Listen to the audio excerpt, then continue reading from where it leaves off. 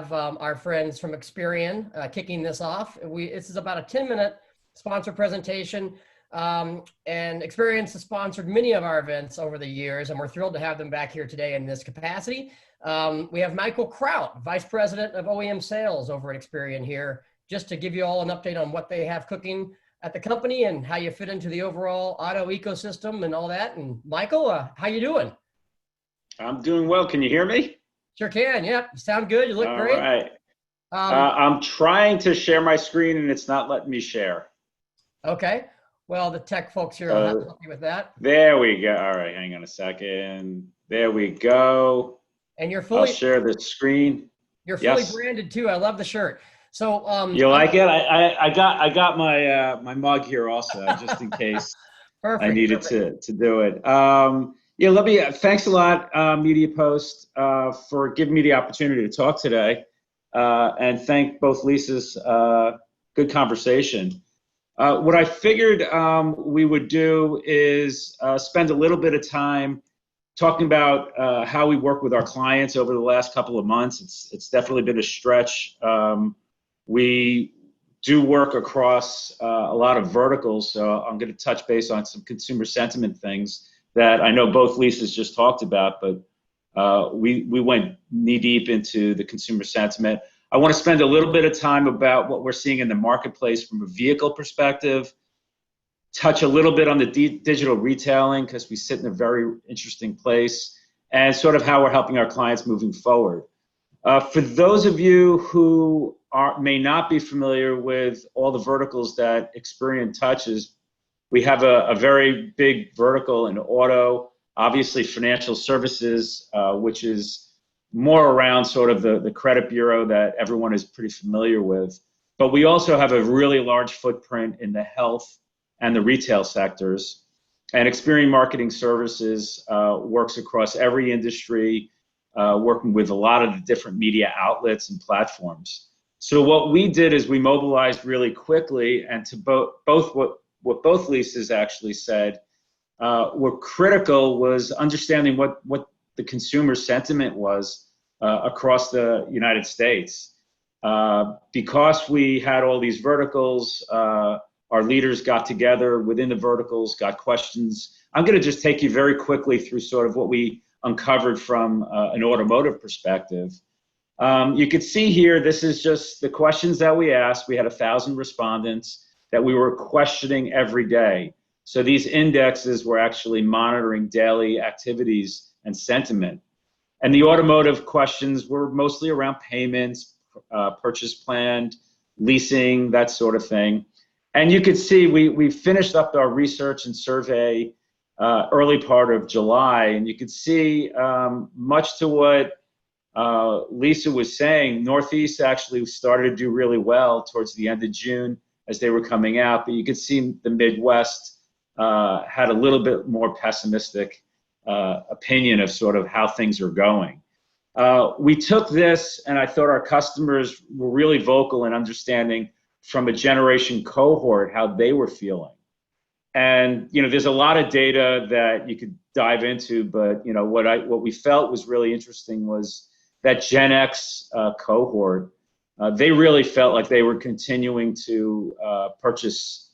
They planned on purchasing vehicles, and they were much more positive about doing that. Whereas you could see the Gen Zs, those 18 to 25s, those are those may be kids in college or kids getting right out of college. Their sentiment about purchase activity was much lower, and you could see it really low in specifically in the South, which I'll touch base a little bit when we start seeing some vehicles in operation data.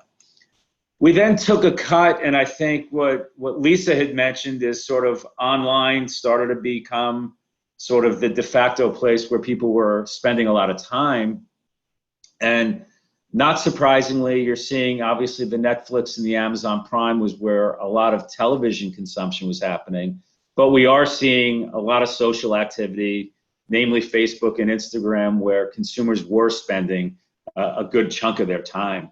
So this gave us a really interesting look for our clients who really were just, in some cases, working out of a vacuum. They really didn't know how the consumers were feeling. And this, it's not that they use this directly for messaging or anything like that, but it gave them a good sense of what was going on with the country.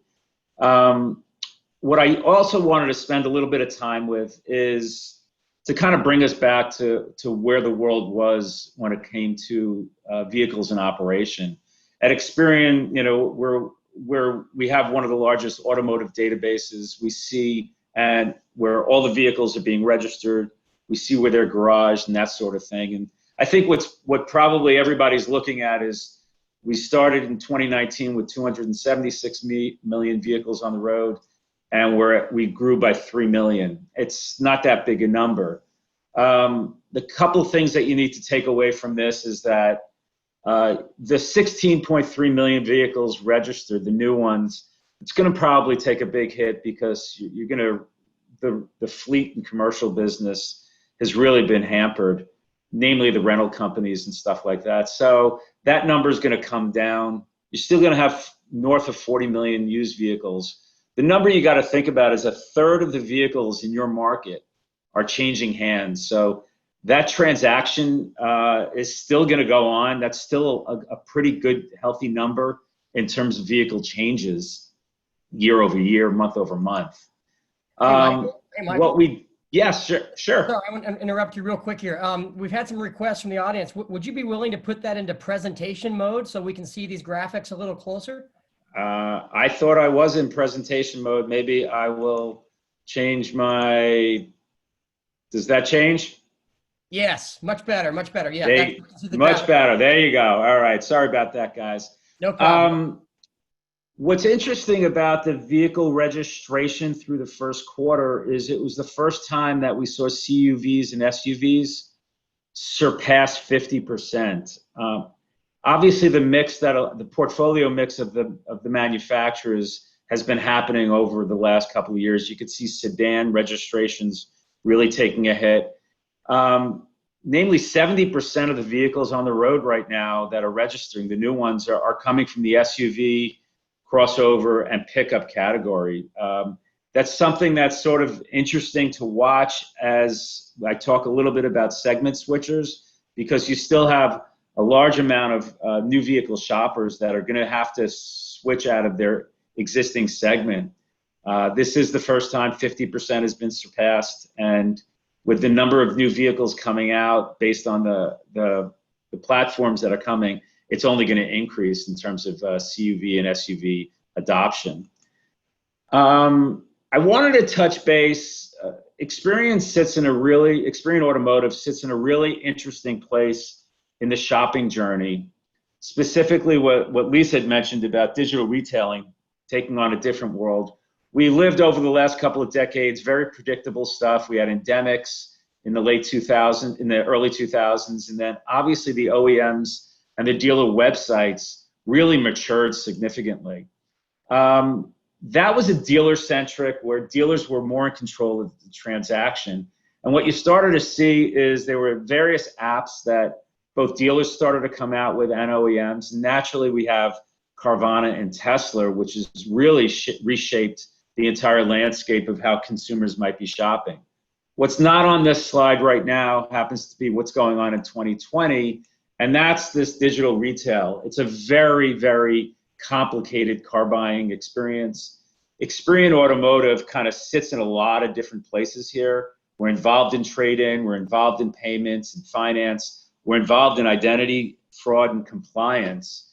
And the days of perhaps spending 17 and a half hours over 3 months to purchase a vehicle, we don't think that's going to happen. I think consumers are going to be in these various pockets throughout the process, working on various things. So I think to what Lisa had mentioned, it's going to be important to really change the way you've actually been marketing, and much to how we saw the online piece using different various, whether it's Facebook or Amazon Prime or even some of the other platforms, that's really going to change where you're going to find these car shoppers.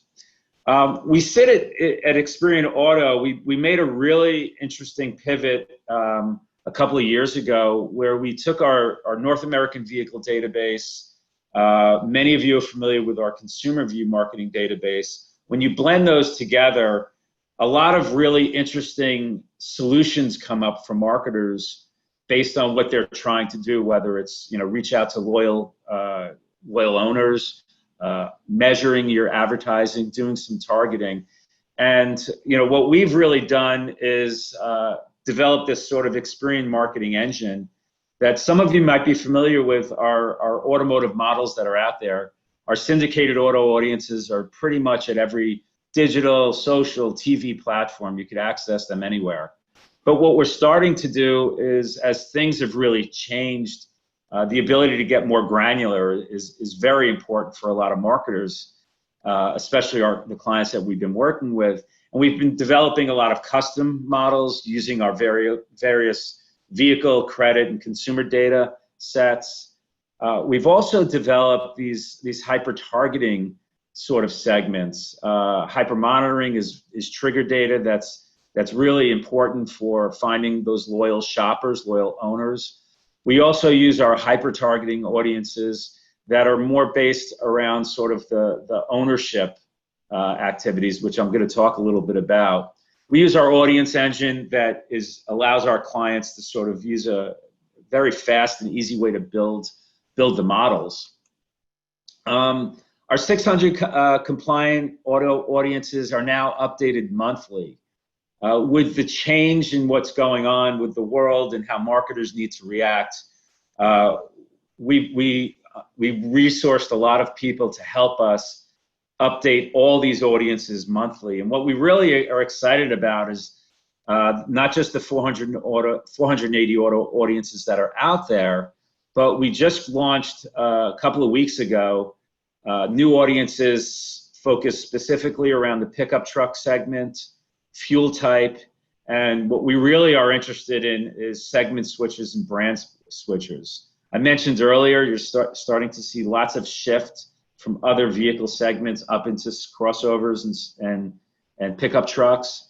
The same thing's happening with brand switchers. Brand loyalty has been sort of low a little lower over the past couple of years, and brand switchers is something that a lot of our clients are looking for.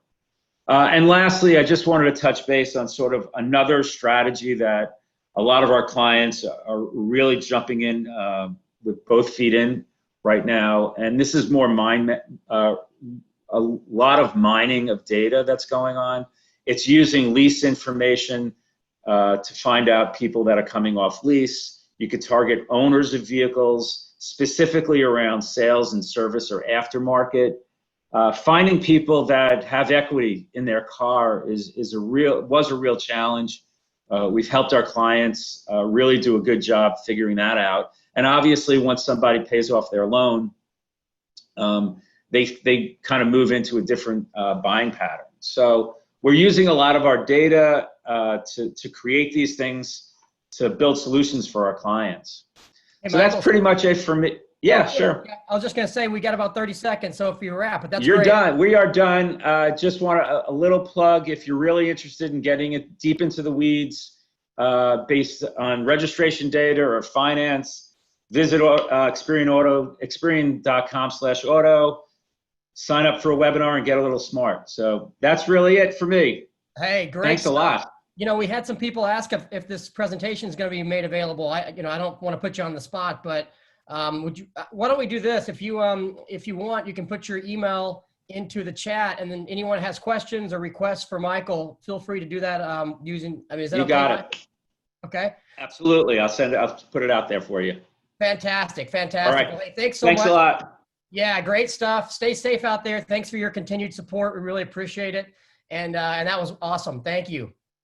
Thank you.